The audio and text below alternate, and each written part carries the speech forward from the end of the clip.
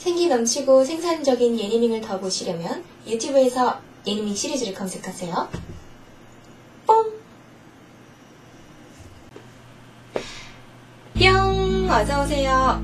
오늘은 제가 몽골 여행에서 돌아온 날 당일인데요. 돌아오자마자 집안일 계속하다가 내일부터는 일을 재개하기 때문에 오늘 또 그 사이에 열심히 책을 읽어서 촬영할 것을 가지고 왔어요. 오늘 읽어드릴 책은요, 옹진싱크빅에서 출판하고 온다리쿠 씨가 지은 나비라는 책이에요. 이 책은 단편소설집인데요. 온다리쿠 씨의 재치있고 환상적인 그런 작품들이 잔뜩 수록되어 있어요. 그리고 길이도 전부 다 짤막짤막한데도 몰입도가 좋아요. 그래서 읽어드리고 싶은 작품이 많지만 오늘 골라온 작품은 관광여행이라는 제목이에요. The Mysterious Tour 이라고 되어 있네요. 온다리쿠 씨의 관광여행 한번 가보죠. 아내는 이전부터 그 마을에 가보고 싶었나 본데 내가 일이 바쁘니 말을 꺼내지 못한 것 같았다. 몇 년이나 걸렸던 큰일이 일단락된 후 어디 여행이라도 다녀오자고 말을 꺼냈더니 아내는 대뜸 그 마을 이름을 말했다. 그곳의 이름은 나도 어려서부터 들어서 알고 있었다. 여기서는 그 마을의 지명을 W라고 하자. 말하기를 좋아하는 외할머니의 이야기는 언제나 재미있었다. 빨간 망토와 늑대, 과자로 만든 집과 마귀 할멈, 금도끼 은도끼까지. 어린이들이 들을 수 있는 이야기의 대부분을 나는 할머니에게 들었다 해도 과언이 아니었다. W 이야기도 그랬다. 기묘한 이야기라서 인상에 깊이 남아있었다. 혼자서 책을 읽을 수 있게 되면서 나는 할머니에게 들었던 이야기가 담긴 책들을 초등학교 도서실에서 찾아 읽어보기 시작했다. 교육 효과를 높이기 위해서였는지 아니면 단순히 할머니의 취향이었는지는 모르겠지만 할머니가 원래의 이야기를 군데군데 각색해서 해줬다는 것을 알게 되었다. W 이야기도 틀림없이 그랬으리라는 짐작에 책을 찾아서 읽어봐야겠다는 생각을 했다. 그런데 한창 뛰어놀 나이의 사내 아이였던지라 다른 아이들과 야구를 하고 모형 비행기를 갖고 노는데 정신이 팔려 책을 찾아보려던 생각은 얼마 가지 않아 잊어버리고 말았다. W가 실제한다는 사실은 어른이 되고서야 알았다. 그 사실을 알고도 특별히 감동하지는 않았다. 호수지방보다 약간 북쪽에 자리했다는 단 한 가지 사실을 제외하면 별다른 특징이라고는 없는 중세부터 연면이 이어져 온 다소 폐쇄적인 농촌 마을이었다. 하지만 나는 반신반의했다. 설마 그런 곳이 정말로 있다니 도저히 내 상식으로는 믿기지 않았다. 옛날에 그 마을에서 일어났던 어떤 사건이 입에서 입으로 전해 내려오는 과정에서 점점 과장되었을 것만 같았다. 갑작스레 그 마을에 대해 호기심이 생긴 건 아내의 제안도 있었지만 요즘 그곳을 몰래 다녀오는 관광에 유행한다는 소문을 들은 탓이었다. 나처럼 단순한 공상 이야기 정도로만 생각했던 사람들이 많았는지 다들 반쯤 장난삼아 여행을 떠났다가는 여우에게 홀린 얼굴로 돌아온다고 했다. 아내의 친구 중에 그 여행을 다녀온 부부가 있는데 아내가 아무리 캐물어도 사실이라는 말 외에는 자세한 설명을 절대로 하지 않더라고 했다. 보면 안다는 말밖에 하지 않더라고. 그의 남편까지도 말이야. 말하면 안 되는 거라던데 대체 뭘까? 버스를 기다리면서도 아내는 궁금해했다. 근데 왜 심야버스지? 낮에는 버스가 없나? 나는 주위를 둘러보았다. 밤의 터미널. 자정이 다 된 시간이었다. 지정 장소는 넓은 장거리 버스 승강장 중에서도 가장 후미진 곳이었다. 마을의 위치를 발설하면 안 돼서 그렇대. 뭘 새삼스럽게. 지도에도 나오는데 뭐. 좁은 동네니까 한꺼번에 관광객이 몰려오지 못하게 하느라고 그런다던데. 단체 관광객까지 받아들이면서 너무 모순되는 거 아니야? 그럴 거면 아예 출입을 금지시키든지. 관광사업은 마을에서 직접 관리하는데 정해진 장소 외에는 못 들어가게 한대. 마을에 관광객을 들이는 것도 정기적이지 않은 데다가 한 번에 20명 이상은 안 받는다나 뭐라나. 게다가 주말 하룻밤만 머물게 하는 걸 보면 평일에는 생업에 종사하면서 살지 꼭 관광 수입에만 목을 매는 것도 아니야. 희망자가 많아서 추첨으로 정한대. 우리는 소개를 받았으니 낄 수 있었던 거고. 우리 말고도 몇 명이 더 줄 서 있었는데 다들 슬쩍슬쩍 흘깃거리며 서로를 관찰하고 있었다. 야반 도주하는 기분이야. 쉬, 버스가 오나봐. 멀리서 헤드라이트가 보이더니 이윽고 낡은 중형버스가 덜거덕거리며 나타나 끼익 소리를 내며 정류장에 멈춰섰다. 기다리던 사람들은 자세를 꼿꼿이 세웠다. 옛날에 보았던 정겨운 구형 버스였다. 당장이라도 그 안에서 할머니가 내리실 것만 같았다. 문이 열리고 초록색 완장을 두른 조문스럽게 생긴 중년 남자가 내렸다. 빠른 말투로 W에 가는 손님들이냐고 물었다. 맨 앞에 손님이 끄덕이자 손에 들고 있던 명보와 손님을 확인하면서 빨리 타라고 재촉했다. 마지막 사람이 차에 오르자마자 문이 재빨리 닫히더니 버스가 출발했다. 꽤나 재촉하는군. 나는 다소 불평이 섞인 목소리로 운전사 옆에 서 있던 그 중년 남자를 향해 말했다. 남자는 공손하게 머리를 숙이고 손님들을 둘러보더니 목소리를 낮추어 말했다. 여러분, 죄송하게 됐습니다. 저는 W존의 지방 공무원인 도다라고 합니다. 요즘에는 이 버스 여행 소문을 듣고 사람들이 뒤를 따라오거나 억지로 버스에 올라타려는 경우가 있어가지고 그랬습니다. 이 관광이 인기가 좋은가 보군. 앞자리에 앉은 부티가 흐르는 남자가 비아냥거리며 도다에게 말을 걸었다. 고마운 일입니다만 솔직히 말씀드리자면 말에서도 의견이 나뉘고 있습니다. 대답하는 도다의 표정을 보고 관광객들은 입을 다물었다. 그의 표정이 웃어넘길 수 없으리만치 지나치게 심각했기 때문이었다. 하지만 말이 꼭 필요한 일이라서 이런 방법을 취하게 된 거예요. 저기요. 아내가 조심스럽게 물었다. 친구한테 들었는데요. 마을의 위치를 딴 사람한테 가르쳐주면 안 되는 이유가 뭐예요? 도다의 얼굴에는 또다시 복잡한 고뇌의 표정이 떠올랐다. 그러는 편이 손님에게 좋을 겁니다. 나와 아내는 얼굴을 마주보았다. 우리를 위해? 왜? 뒤에서 소심한 목소리가 들렸다. 그거 사실인가요? 그러니까 그게... 모두가 도다를 주목했다. 다들 묻고 싶은 질문이었을 것이다. 도다는 순간적으로 침묵하더니 무겁게 고개를 끄덕였다. 사실입니다. 보시면 아실 겁니다. 이 정도로 딱 부러진 대답을 듣고 나니 아무도 더 이상 말을 하지 못했다. 도다가 손목시계를 보았다. 그럼 시간도 늦었으니 이만 쉬시기 바랍니다. 담요는 좌석에 있고요. 내일 아침 동트기 전에 마을에 도착할 예정입니다. 그럼 차내 조명을 끄겠습니다. 불문 곡직하고 조명을 꺼버리자 차 안은 깜깜해졌다. 왠지 불안했다. 도다의 복잡한 표정이 뇌리에 선명하게 남았다. 바깥은 칠흑 같은 어둠.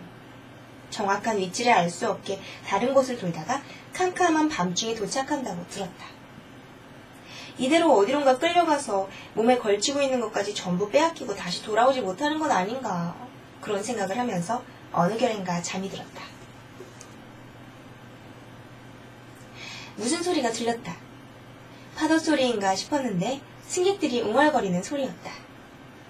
여보, 일어나봐. 아내의 흥분한 목소리가 귀를 간지렸다.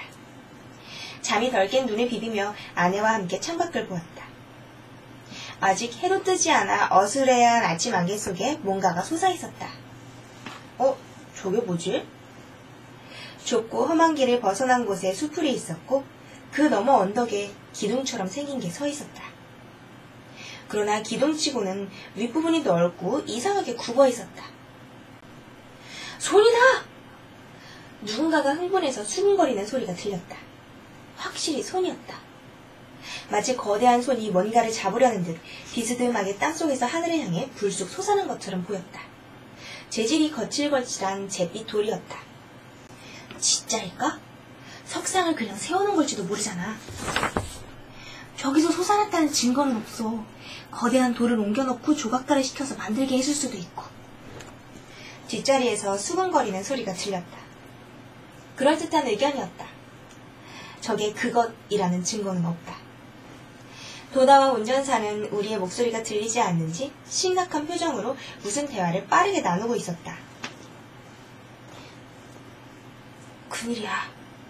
혹시 거기는 뭐뭐뭐 아니야? 하룻밤 사이에 저렇게 되다니. 그러니까 밤에 비 오면 위험하다고 촌장님께. 하지만 두 사람이 줄어서. 부분적으로만 들려 무슨 내용인지 파악할 수 없었다. 신비한 곳이야. 전설에 나오는 마을 같아.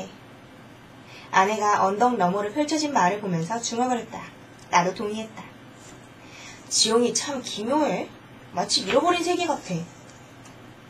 울퉁불퉁한 구름 위에 형성된 마을 주변을 마치 병풍처럼 깎아지른 바위가 에워싸고 있었다.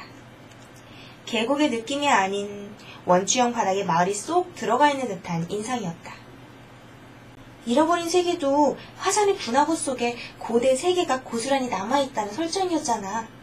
이러니 주변 마을과 멀어질 만도 하지. 어쩌면 이 마을로 들어오는 길은 방금 우리가 지나온 그 길 하나뿐인지도 몰라. 한참을 더 들어가니 주변이 환해지면서 마을의 기괴한 경관이 눈앞에 펼쳐졌고 승객들은 숨을 죽였다. 구름과 길 여기저기에 기묘한 기둥들이 세워져 있었다. 대충 봐도 모두 손이었다. 하늘을 가리키고 있는 것, 축 늘어져 있는 것, 주먹을 쥔 것. 그것들은 밭이며 길가며 사방에 불쑥불쑥 솟아나 있었다.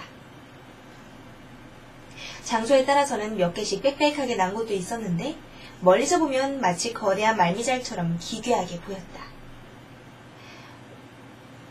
어디서 옮겨왔겠지. 일부러 저런 장소에 세운 이유를 모르겠네. 뒷좌석에 앉은 두 사람은 내내 믿기 어렵다는 추였다. 이 관광도 마을을 신비하게 보여줌으로써 희소가치를 높이려고 꾸며낸 속임수라고 생각하는 듯 했다. 모퉁이를 돌아가니 돌담이 끝난 곳에 길이 하나 나 있었다. 아무래도 그곳이 마을의 공식 입구 같았다. 아까 멀리서 처음 눈에 띄었던 그 손이 바로 그곳에 있었다. 도로 옆에서 솟아나와 길을 비스듬하게 막고 있었다. 가까이까지 가보니 손과 땅바닥 사이에 커다란 세모꼴의 틈이 있었다. 지나갈 수 있을까? 가까스로 지나가거나 약간 긁힐지도 모르겠네. 도다와 운전사가 조용조용 말했다. 버스는 속도를 늦추고 신중하게 앞으로 나아갔다. 승객들은 자신도 모르게 고개를 움츠리며 몸을 굽혔다. 차 지붕 위에서 득득 긁히는 소리가 났다. 버스가 무사히 통과하자 승객들 몇 사람은 박수를 쳤다. 도다가 운전사를 대신해 가볍게 목례를 하고 공손하게 인사했다. 여러분, W에 오신 것을 다시 한번 환영합니다. 우리는 작은 관청 건물의 어느 방으로 안내되었다. 커다란 원탁에 따뜻한 아침 식사가 마련돼 있었고 곧 커피와 차도 제공됐다. 정면의 칠판에는 마을의 지도가 붙어 있었다. X로 표시된 곳들이 돌기둥들이 있는 장소 같았다. 꽤 많았다. 하지만 그것보다 지도의 오른쪽 윗부분에 어제의 날짜가 쓰여있는 게 더 신경 쓰였다. 그때 나는 할머니가 해주셨던 이야기가 떠올랐다. 옛날 어느 곳에 거인들이 사는 나라가 있었단다. 그런데 어느 날 눈이 내리기 시작하더니 언제까지고 그치지 않았어. 먹을 것이 떨어지자 거인들의 수는 점점 줄었고 이윽고 마지막 한 가족만 남고 말았지. 가족들은 거인들의 시대가 다시 올 때까지 눈 속으로 파고들어가 잠을 자기로 했단다. 시간이 흐르고 그 가족이 잠든 곳 위에 인간들이 살기 시작하면서 마을이 생겼지. 거인들은 때때로 그리운 옛날의 꿈을 꾸곤 했는데 그럴 때마다 마을 이곳저곳에 거인의 손가락이나 손이 튀어나왔어. 그런데 그게 마치 돌기둥처럼 생겼지. 그래서 마을 사람들은 거인이 옛날 꿈을 꾸고 있는 거라고 수군거렸대. 설마 정말로 지하에 거인이 잠들어 있을 리는 없다. 하지만 돌로 만들어진 저렇게 다양한 손들을 내 눈으로 똑똑히 보고 있자니 이 땅속에 수많은 거인들이 누워서 돌아눕거나 팔을 쑥 내밀거나 하는 게 눈에 선이 보이는 듯 했다. 도다씨가 함께 식사를 하며 관광할 때의 주의사항을 설명했다. 지금부터 마을의 돌들을 구경하러 나가겠습니다만 개 중에는 정원이나 밭처럼 사유지도 있으니까 그런 곳에는 출입을 삼가시기 바랍니다. 여러분은 관광으로 오셨지만 마을 사람들에게는 생활의 터전이기 때문에 함부로 말을 걸거나 떠드는 일이 없도록 유념해 주시기 부탁드려요. 손님들은 온순하게 끄덕였다. 우리가 숙박할 곳은 어디죠? 짐을 좀 옮겼으면 하는데요. 누군가가 질문했다. 여기에 짐은 두고 가시면 돼요. 숙박 장소는 현재 검토 중인데 저녁 때까지는 결정하도록 하겠습니다. 검토 중이라고요? 그러니까 오후가 되면 더 많이 솟아나기 때문에 그걸 보고 난 후가 아니면 장소를 정할 수가 없습니다. 갑자기 방이 크게 흔들렸다. 손님들은 비명을 지르며 일어섰다. 도다가 조용히 하십시오. 금방 끝납니다. 하며 진정시켰다. 이게 뭐죠? 아직도 방은 짧은 간격으로 가늘게 흔들리고 있었다. 문득 창밖을 보니 바깥의 경치도 조금씩 움직이고 있었다. 오늘 아침에 관청의 토대 아래에서 손가락이 발견됐습니다. 내일쯤 땅을 뚫고 나올 우려가 있어서 지금 트레일러로 관청 건물을 이동시키고 있는 겁니다. 도다가 태연한 얼굴로 설명했다. 아이 설마. 괜찮습니다. 이 작업은 다들 익숙하게 잘하니까요. 도다는 모두의 궁금점과는 다른 점을 장담했다. 도다의 안내로 관광을 시작했다. 마을 이곳저곳에 트레일러가 집이나 가게를 이동시키고 있는 기묘한 광경이 펼쳐졌다. 마치 마을 전체가 기계로 조립된 장난감처럼 보였다. 도다의 설명에 의하면 이 마을의 건물들은 모두가 산바리처럼 기둥을 세우고 마루를 높게 만들어 토대 위에 얹는 식으로 되어 있단다. 돌이 어디서 솟아날지 몰라 꽤 오래전부터 이런 식으로 짓는다고 했다. 마을 사람들은 토대 아래로 손가락이 나오지 않았는지 아침마다 확인하고 손가락이 보이면 마을에 보고한 후 마을의 트레일러를 빌려다 집을 옮겼다. 조금만 옮기면 될 때도 있었고 집 바로 아래에서 솟아나와 집을 통째로 다른 곳으로 이동시켜야 할 때도 있다고 했다. 문제는 솟아오르는 속도를 예측할 수 없다는 겁니다. 도다가 한숨을 쉬었다. 마을 입구에 있던 기둥은 며칠 만에 저 정도까지 나온 거죠? 누군가가 질문했다. 이틀 만입니다. 동요하는 소리가 들렸다. 어제까지만 해도 아직 손가락 3개의 끄트머리밖에 보이지 않았습니다. 설마 하룻밤 만에 저렇게 성장할 줄은 저희도 예상치 못한 일입니다. 개 중에는 아주 느리게 한 달씩 걸려 솟아나는 것도 있습니다만 평균자가 한 대여섯 정도로 보시면 됩니다. 우리는 무슨 말인지도 모른 채 도다를 따라다니며 여러 종류의 기둥을 보았다. 가위바위보의 길이라는 이름이 붙여진 곳에는 언덕길을 따라 가위바위보 모양을 한 손들이 일렬로 세워져 있었고, 기도의 광장이라는 이름이 붙여진 곳에는 2개의 손이 양편에서 비스듬하게 솟아나와 마치 기도하는 형태로 모아져 있었다. 이렇게 돌이 솟아나다가는 마을 전체가 돌주성이가 되지 않을까요?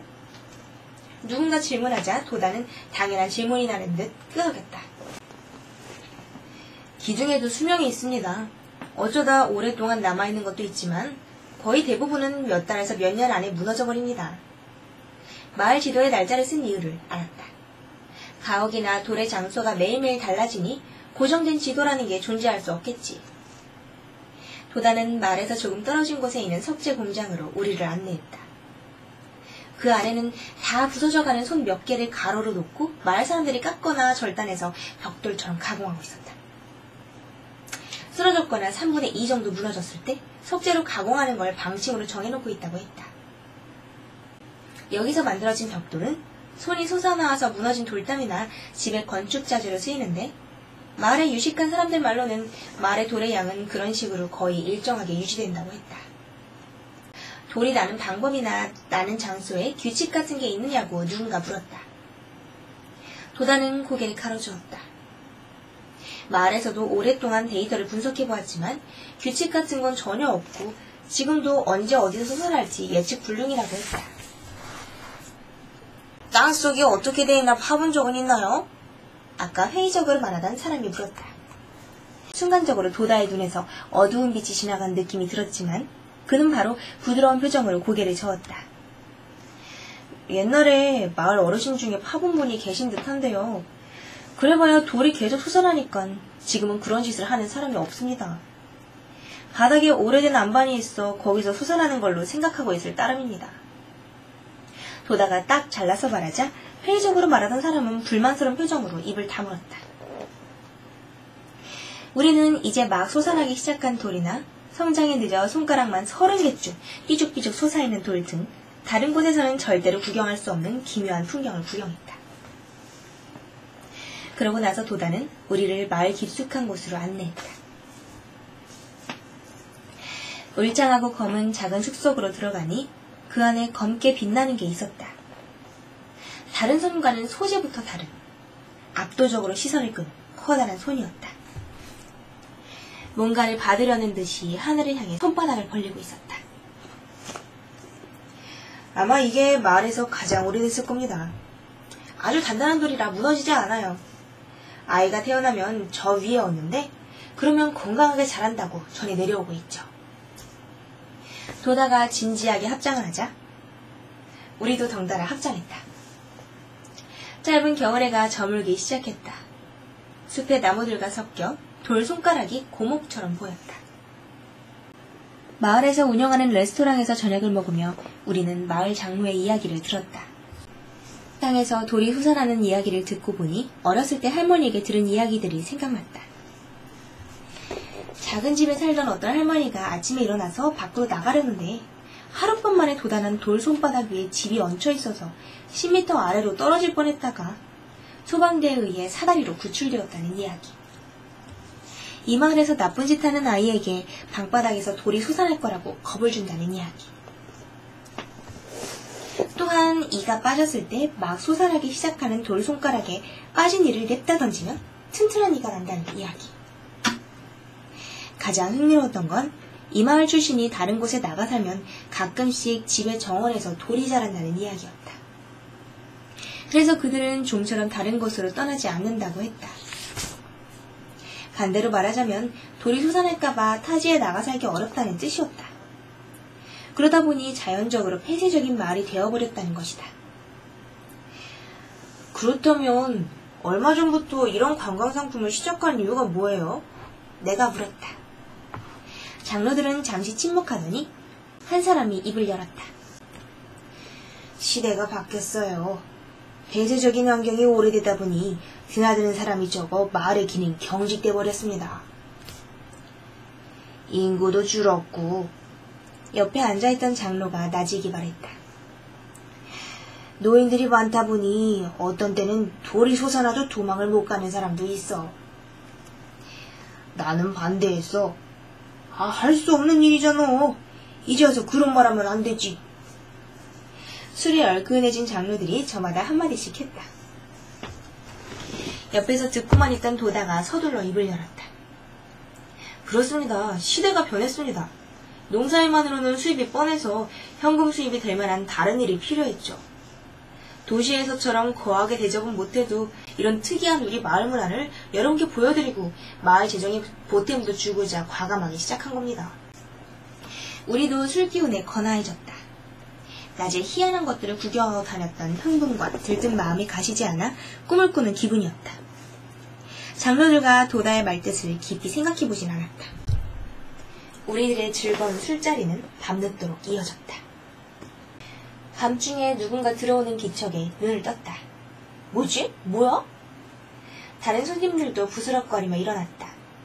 숙소는 2개의 커다란 방에 남녀 따로 침대가 준비되어 있었다. 심야 버스에 지친 우리는 깊이 잠들어 있었다. 침대에서 일어나 보니 방금 들어온 사람은 회의적으로 말하던 그 2사람이었다. 그런데 2사람의 바지가 흙투성이가 되어 있었다. 어떻게 된 거예요? 눈을 비비며 물어보니 2사람은 볼멘 소리로 대답했다. 그 기둥의 뿌리 부분을 파보았죠. 이건 엉터리 속임수. 기둥을 묻어놓았습니다. 땅속 1m 정도에서 끊겨있고 바닥은 평평하더라고요. 두 사람의 눈빛이 번들거렸다. 다른 손님들은 얼굴만 마주보았다.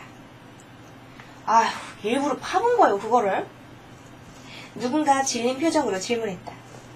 또 다른 사람은 하품을 하며 귀찮은 듯 말했다. 아, 엉터리면 어떻고 진짜면 어때요? 우린 그냥 관광 온 거니까 돈 낸 만큼 신기한 구경 했으면 됐지. 아, 나는 불만 없으니까 웬만하면 그냥 내버려 둡시다. 하지만 우리를 속였다고요. 두 사람은 계속 시근덕거렸지만 하품을 하면서 나도 방금 전 누군가 한 말에 동의했다. 열심히 떠들어대는 두 사람을 남기고 다른 손님들은 다시 침대로 들어가 꿈나라로 빠져들었다. 그런데 동이 트는 동시에 꽝 하는 엄청난 소리가 들려 우리는 놀라 깨어났다. 헛웃 눈을 떠보니 방 안에 흙먼지와 나무 부스러기가 자욱하게 날리고 있었다. 지지니까? 이봐, 괜찮아? 뿌연 먼지가 가라앉아 방 안에 서 있는 낯선 것이 보였다. 거대한 손이었다. 자세히 보니 회의적으로 말하던 두 사람의 침대가 뒤집혀 있고 두 사람은 바닥에 나동그라진 채 나무 부스러기에 묻혀 있었다. 손은 두 사람의 침대 한가운데로 솟아올라 천장까지 닿아 있었다. 우리는 눈을 비비며 천천히 일어나 바닥을 뚫고 치솟은 손을 올려다보았다. 그 손은 보란듯이 가운데 손가락을 치켜들고 있었다. 마을 사람들이 총동원되어 숙소를 수리하기 시작했다. 우리들도 도왔다. 잠깐 쉬다 보니 밤이 되었고 우리는 다시 치면버스를 타고 마을을 떠났다. 새벽녘에 터미널에 도착한 다음 곧바로 해산했다. 도다가 마지막으로 다짐을 받았다. 절대로 W의 위치나 무슨 일이 있었는지에 대해 발설해서는 안 됩니다. 그들은 우리의 말을 다 듣고 있고 우리가 어디 있는지 잘 알고 있어요. 자칫 발설했다간 어젯밤처럼 선생님들 댁에 땅바닥을 뚫고 올라올지도 모릅니다. 우리들은 아무 말도 못하고 고개만 끄덕였다. 회의적으로 말하던 두 사람까지 고개를 푹 숙인 채 아무 말도 하지 않았다.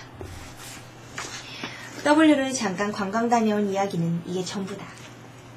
나나 아내나 그 마을에서 있었던 사건이 실제인지 아닌지 아직 확신이 없었다. 하지만 그 관광여행은 즐거웠고 실제로 그 거대한 손이 바닥을 뚫고 올라온 걸 똑똑히 본 이상 그 마을에서 본 걸 남들에게 말할 생각은 추호도 없었다. 어느 날 아침 신문을 보던 아내가 뭔가에 놀란 눈치였다. 왜 그래? 여기 두 사람 그 여행에 같이 갔던 사람들 아니야? 아내가 건네준 신문에는 사진 2장이 실려 있었다. 침대에서 나동그라졌던 그 회의적이었던 두 사람의 얼굴이 틀림없었다. 기사는 두 사람이 같은 날 의문스럽게 실종되었다는 내용이었다. 실종? 이상한 일이네. 아내는 어깨를 으쓱하더니 곧 흥미를 잃었는지 빨래를 하기 시작했다. 나는 기사에 눈길을 준 채 이런저런 생각에 잠겼다. 두 사람은 W에 돌아간 게 아닐까? 아니, W로 돌아갈 수밖에 없었던 게 아닐까? 나는 장로들의 이야기를 해석해 보았다. 그 마을 사람들이 마을을 떠나 다른 곳에 가서 살면 그들이 사는 집에 돌이 솟아나는 일이 있다고 했다. 혹시 그들은 마을의 돌을 부적 삼아 몸에 지니고 나온 건 아닐까? 돌을 마을 밖으로 가지고 나갔기 때문에 돌이 자신의 이불을 되찾으려고 나타난 건 아닐까? 나는 그렇게 직감했다. 그 두 사람은 돌 조각을 가지고 나왔을 것이다. 그들은 그 지경을 당하고도 여전히 의심하고 있었다. 뭔가 속임수가 있지 않을까 증명해 보이려고 몰래 돌을 반출해서 조사하려고 했을 것이다. 그 결과 집에서 돌이 솟아나기 시작했고 가져왔던 돌을 마을의 도로 갖다 놓을 수밖에 없었을 것이다. 나는 담배를 입에 불었다. 어쩌면 그 마을 주민들의 속셈이 거기 있는 게 아닐까? 나는 가디건 주머니에 손을 찔러 넣어 라이터를 찾았다. 그 마을의 고민거리는 인구 감소다. 노인들이 많아지면서 솟아나오는 돌을 미처 피하지 못해 돌에 맞아 사망하는 노인들도 생겼을 것이다. 새로운 인간이 필요하지만 외부와 교류가 거의 없다 보니 관광객을 받아들여 도해지 인간들에게 마을을 보여주기 시작했다. 현금 수입만이 목적은 아닐 것이다. 그들은 손님 중에 몇 명이 돌을 몰래 가져갈 걸 예상한 것이다. 일단 돌을 가져가면 마을의 돌이 그 사람을 어디까지나 쫓아가니까. 결과적으로 돌을 가져간 사람은 그 마을로 돌아갈 수밖에 없을 테지. 그렇게 해서 새로운 주민이 몇 명씩 늘겠지. 라이터 옆에서 단단한 감촉이 느껴졌다. 그저 사랑하는 할머니 산소에 바치고 싶은 마음뿐이었다. 나는 가만히 한숨을 쉬며 그 단단한 것을 꺼내 들여다보았다. 석재공장 구석에서 주워온 작은 돌조각. 나는 밝은 정원으로 눈길을 돌렸다. 아내가 정성 들여 키우는 수선화 사이에서 커다란 돌 손가락 3개가 나기 시작하고 있었다.